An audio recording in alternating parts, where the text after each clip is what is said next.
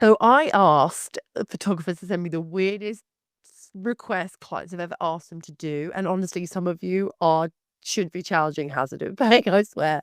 Some of you need to be charging extra for what you're doing. We're talking clients asking photographers to commit what is essentially tax fraud, clients trying to sneak cash payments to get cheaper rates, clients booking one shoot and turning it into six, clients casually changing the job mid shoot like it's some sort of meal deal from a supermarket. And before anyone says, oh no, they don't mean it badly. Intent doesn't matter, impact does, because these are not just awkward asks. They are one of the reasons photographers are burnt out, feel resentful, underearn, and start hating their own business. So today we are reading real submissions from photographers like you anonymously. I've anonymized them, obviously, and breaking down why these requests are a problem, how they quickly snowball, and exactly how to shut them down without blowing up your reputation. So if you've ever said yes when you should have said no, this episode is for you. Welcome to the Loud Lens. I'm Khandie. Let's go. Here's some truth. Clients don't wake up and think, how do I screw my photographer today? How do I ruin their day? Most of the time, these requests come from ignorance, habit, bad advice from other business owners, or photographers who've previously said yes. And that last one, that's the big red flag. That's the problem because every time a photographer bends the rules, discounts quietly, or does just a little bit extra, it trains clients to think this behavior is perfectly normal. So today we're breaking down the most common weird asks, why they're a hard no, how to respond like a professional business owner, not an awkward freelancer scared of conflict. But these are real submissions. I have, if there's names, I've changed them. So please, please, please, okay? So can you take this invoice off the books? Can you not have it on your system? So what was said to me was they said their accountant told me it was fine if I didn't log the job through my systems. They even laughed when I said, "Oh, I'm not sure," and said it's perfectly normal to do this. Okay, let's be crystal clear. That's tax evasion. It's not a grey area. It's not a loophole. It's not just how business works. If you agree to this, you are the one committing offence. You are the one who's liable. And you are the one HMRC will come after. Remember, they've just employed a load of people to start looking into self-employed people. Let's not do it. It's not the client. They don't get in any trouble. They'll vanish faster than an unpaid invoice. How to respond? Just tell them I don't do off the books work. All jobs are invoiced and declared. That's it. No apology, no justification, no softening that blow. Another one, they wanted the invoice to say equipment hire, but the job was a full commercial shoot for a fashion brand. They also wanted cash only, obviously. Well, okay, this isn't clever. This is asking you to falsify your records, misrepresent services, and absorb legal risks so they can save money. That is not a collaboration. That's exploitation dressed as banter. I invoice accurately for the service provided, and my pricing doesn't change based on the payment method because sometimes people want cheaper for cash. Okay, that's often a thing that happens. If they push, that's how I operate. If it doesn't work for you, that's okay. Watch how quick that tone changes. You do not want to be doing this. Okay, I have my own experience with this where I was recently with a videographer. I need to be very careful how I say this. We showed up at an event and the guy tried to get us to discount to then take it off the books and then said, could I put it as what was he wanted? Oh, new promo shots for him instead of what it was a party event thing for him, so he could claim it through his business. He actually worked for the council, one of the councils. Is it I can't remember if he said he was a council where he worked or he was a councillor. It doesn't matter. Just a bit dodgy, right? So I was like, no, I'm not changing that. I will not invoice what I don't do. Okay. Another one I got booked for product shots, turned up. They also wanted team photos, social content reels, and a website banner. No mention whatsoever beforehand, and got a bit shitty with me when I said I would have to send a new quote. This is so creepy. It's one of the biggest income killers for photographers because people will do it. They'll be like, they'll fall for it. It's only take 5 minutes. It's small. Those 5 minutes multiply by extra planning, extra editing, extra delivery. It isn't 5 minutes. It's unpaid labor. What you say is, "That's outside what you agreed. I can add it on for X if you're comfortable doing the work," or, "Let's stick to today's brief. I'll quote the rest after and we'll commit." Say calm, clear, and professional. They know what they're doing. They know exactly what they're doing. I mean, it happened to me. I showed up to a restaurant to photograph it. We had, I think, like 12 dishes to photograph. When I arrived, they extended it to 20 dishes. They added on some mocktails, a few desserts, then they wanted some team photos. And I was like, "No, I'm only doing what I'm here to do. And then anything extra, I'll invoice you now to do." It happens. They know what they're doing. Can you invoice for hire, but I'll pay cash so it's cheaper? This is a sneaky one.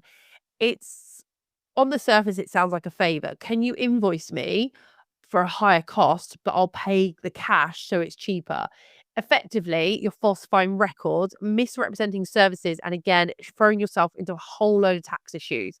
And let's talk about respect while I'm on it. They're asking you to take the legal risk so they can save money. That's so entitled. I would not risk a criminal I wouldn't risk it for nobody. I invoice accuracy for my service provided, and my prices are the same regardless of the payment method is the go-to. If they push, it doesn't work for you, I understand, but I don't change how I operate for people. Watch how quickly they either respect you or disappear, and frankly, both outcomes are fine. I don't want somebody who wants me to lie so they can get a benefit from it. Um, I will say we've spoken about the one that says, "Can you do more?" Someone said about that, and I said, "Yep, 5 minutes is not 5 minutes. It's just terrible. Just make sure you stick to it, all right? Make sure you stick to what's on the job, and anything outside of that, feel free to invoice. And if they don't want to invoice and pay for it, then don't do it. I'm sorry, we need to be comfortable telling them no. When photographers say yes to dodgy requests, it undercuts ethical businesses and practices. It devalues our industry and it normalizes bad client behavior. If nothing else, it tells clients that you can ignore a quote from us and add more on. I feel like it's one of the few jobs where people don't think it's a problem. Imagine we went to a restaurant and we're just like, oh, yeah, that steak was great. But if I pay you cash, will you knock 30 quid off it? No. Or I had the dessert, but I don't want to pay for it. Yeah, I'm not paying for it. It's just weird, right? And then clients go back and like don't respect us. So in turn, photographers claim clients don't respect us. Photography is not taken seriously, and everyone expects something for free. Kind of see where this is going. You can't complain about a system if you're actively feeding it. Boundaries aren't just personal, they are industry protection. So, like, if you're going to sit there and whinge that clients don't respect you, have a look at your boundaries and how often you let clients cross them. We've got to take some accountability for this. Okay. So let's call it out. I mean, let's say what it is. Photographers say yes because they're scared of losing a booking. And I get it. We are in a time where we really need the money, but I don't need the legal bother from that. I'm sorry. And if that doesn't scare you, I would, because they are cracking down. Where we're going now, I mean, we're doing tax is was it make tax digital? We're gonna have to record a lot of things, then we're gonna have to prove how we maintain our lifestyle. I think that's the way they're going. I'm not about it. They're worried about bad reviews. Oh, could you imagine if you got left a review? Blah, blah, blah. I'd be like, yeah, you've left me a bad review because you paid for 10 items, but you wanted me to shoot 6 more for free. You also wanted me to not declare it on my books. Yeah. Also, you just don't see yourself as a business. I feel like people cannot separate themselves as a photographer from the photographer business and themselves. Somehow it feels like you're one and the same. There is an element of you being one and the same, but your business is separate and you need to look at it as a business, okay? In reality, clients who respect boundaries respect your time, pay on time, and book again. Clients who push boundaries always want more, always want cheaper, and will always cause problems. I have a bit of a red flag thing.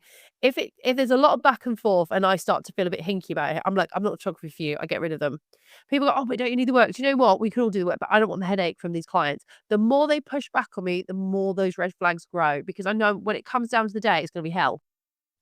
Saying no does not lose you good clients. It certainly filters out bad ones. And I can say this with absolute certainty. There was a DJ in this area that I photographed, and I was really appalled to find out that one, my invoice wasn't going to get paid on time. Two, they were quite rude about it. They still used the images to hit the 30-day payment, but they then demanded that they would only pay the invoice if I would edit another 10 images for them. And I said no. I ended up taking them to court over it, and I did win, and actually they were reprimanded for what they had demanded because it was pretty much like blackmailing me for payment. But yeah, it has happened way back. This is like what year are we in? Remember we were at 2000 what are we in? 2025, so couple of years ago, babes. So I had to learn pretty quick to filter out the bad ones, all right? Now, how do you do it? I'm going to say it again, contracts. I haven't said it actually in this one, have I? No, I'm not saying it, but contracts are super important. No shoot, no contract, no contract, no shoot. They should cover the scope of the work, additional services pricing if you know they're going to do it, invoicing and payment details. If it's not written down, it's negotiable. And to be honest, you have a hard time proving if they decide to say anything bad. All right. Practice saying no. I mean, seriously, say it out loud. You don't need excuses, a life story, of guilt. You need clarity. It's okay to say no. Let's do it together. No. Will you? No. We no, no, no, hell no, fuck no, no, no, no. I'm starting to moo now, aren't I? No. No's a full sentence in my world. You just need to get it, okay? Clients don't get to rewrite your business model to suit them. That if they wouldn't ask their accountant or solicitor to do it, they shouldn't be asking you. That's how I look at it. And there's this whole thing, well, my sister says, it says, go away. I remember in being in a Facebook group and a girl was photographing headshots and the woman came back and said, I reviewed your contract and I want to adjust this, I want to adjust this and just this. And what basically said in was adjusting the contract that if the client didn't like the images after a year, she could get them re-edited. I was like, hell no. You can get them re-edited at a cost. She wanted them re-edited for free. She also said that she wanted access to all the raws because they were of her images. And this photographer was like, what do I do? And I said, say no. Your terms of business are your terms. If I do not break any law, they're your terms. She doesn't get to rewrite them. Imagine walking into like a restaurant, I keep using the restaurant, and ordering that steak and go, yeah, I want the steak. I know it's 40 quid, but is the steak 40 quid? I don't eat red meat. It's 40 quid, but I want to pay the price of the prawn cocktail, which is £8, and that's what I'm going to do. No, that's what I'm going to do. What do you mean, no? No, I am. Like, it's ridiculous. No, why is it always happening in photography like that? Here's the part where some of you don't like. A lot of these stories didn't start with bad clients, though. They started with photographers who didn't have boundaries, didn't have contracts, and didn't want to rock the boat. And I get it. You want to be liked. You want repeat bookings. You don't want confrontation. But every time you stay quiet, the job gets bigger. Every time you stay quiet, the pay stays the same. And the client learns they can push you. Being easy to work with should not mean or be confused with easy to take advantage of. If a client wouldn't ask a solicitor, account, or builder to do this, they shouldn't be asking you. Full stop. I mean, I'd even go as far as anybody. Like, they shouldn't be, yeah, yeah. Get lush. I feel like in photography, we have a habit of people really going back to that whole thing of it being a business. People really don't look at it as a business. Like, I know now that when I've done this podcast, it'll go out just before Christmas and everyone will be hoping under that tree from the big man who empties his sack.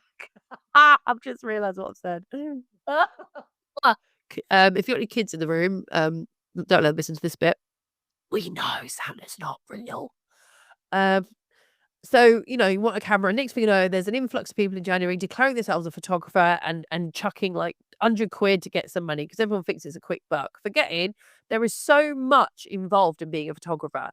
I literally booked myself a branding shoot, or should I say, I went to book myself a branding shoot and I asked for the contract. She said, oh, I don't do contracts. And I red flag to me. And she's a very well established photographer, but huge red flag to me. I'm not working without a contract because I need to know that I can use those images on my new book. Haha, did I just let that out? I did. And not for a while, though. I'm not putting that out yet. But if you are interested in buying a book, they are available on Amazon under Khandie Reads. They are two top seller books and they're really good photographers. Great Christmas presents. But also, I don't imagine how a professional photographer doesn't have a contract. Like, who does that? Who?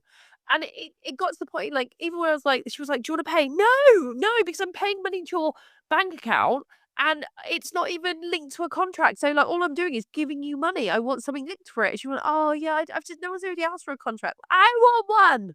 Didn't even have one. And the annoying thing is, this photographer is on the talking circuit. Like, she's everywhere, like, giving seminars. And I'm just like, what the actual F? Like, who? So, no, I haven't had that done now. I'm looking, if anyone could recommend somebody, that would be great. So yeah, for me, I am always surprised, even when I hear people traveling to other countries without a visa, and everyone goes, "Oh, it's so rock and roll." Is it? Imagine you get caught because they're tightening down even more so now. Traveling to other country, you don't have a visa to work there, and your client basically doesn't get their images because you decide to chance it. I know people do chance it all the time, and most of them don't ever seem to get caught. But I have the luck that I would get caught. So yeah, I just don't get it. Um, but there's loads of them out there. I remember doing a photo shoot for a family and it's a pre-book shoot. It was a mini session, I think. Yeah, it was. They messaged me saying, oh yeah, we would like to book the session. I sent them the questionnaire and everything. And it was meant to be 5 family members. So 3 kids, 2 parents. And when I showed up, there was 9 people. And I was like, oh, my sister's family wanted the pictures. And I was like, well, that's a separate shoot. Oh, they can share our session. So I went, oh, okay. And this was yonks back and I So I did it. I was like a 30-minute session. So I gave him 50 minutes. And the woman complained. I said, well, you brought extra people along. And she was like, oh, well, you could have. I said, I did, and you didn't. I could have chosen and you said no. And I was too weak to say no. So yeah, you got a substandard photo shoot because you made it substandard by bringing other people along. Okay, you got 15 minutes and your kid wouldn't simmer. Not my fault. Done.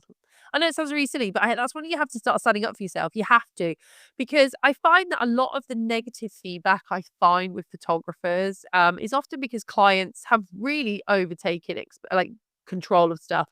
I was in a Facebook group and there was a talk of a photographer who's quite established photographer, has a certain unique style. She'd done a family shoot, I think somewhere in Bradford. I'm sure it was Bradford. And it was a single mummy with her two sons, and she didn't like the pictures. And she'd gone in his group and was complaining about these pictures. And she went off and off and off about these pictures. And I will say they were pretty standard. They weren't blowing me away, but it's family photos on location in the middle of winter. It is what it is. But this mum was like, she was really angry that her kids looked miserable, that it was this, this, and this. And then it transpired, the photographer actually turned out the photographer stuck to their contract. The woman wanted to go to all these different places, showed up late, and had actually her kid was wearing clothes not really suitable for the weather, and somehow that was the photographer's fault. And the photographer luckily had a contract that spoke this and kept all the correspondence. So when this woman was really going into her, she was just able to lay that out. You were late. Here's your text message telling me you're late. So that's why the light isn't great. That's why we do. I told you to wrap warm. You showed up in a summer dress. That kind of stuff, right? I think this isn't about holding clients to ransom or anything like that, but it's definitely holding yourself up to be the business owner that you are, to stand out for yourself, to do something about it. I also want to say this isn't quite my last episode before the end of the year closes out. I want to do an end of year one. I've decided. um, but I do want to take this moment to thank you once again. I know it's like the 12 year mark has passed, 12-month has passed, the 1 year mark has passed already. But I did not expect to still have this podcast and full of all these ideas. So I just want to say once again, thank you. If you have any ideas for future episodes, please, please, please comment. Let me know. I'd love to get some more. Um, but yeah, have you going back to this episode because I've waffled quite a bit? We need to normalize talking about shit instead of suffering in silence. We need to talk about weird client requests because frankly, I want to hear all the gossip. So send it to me, DM me, whatever. Let's talk about it. If this episode has helped you, please share it, talk about it, subscribe, obviously. And remember, you're not just a photographer, you're a business, so start acting like one. And I'll see you. Will I see you? No, I'm not going to do a video podcast. I'm just going to do an end of year one. Yeah, that'd be nice. That'd be super nice.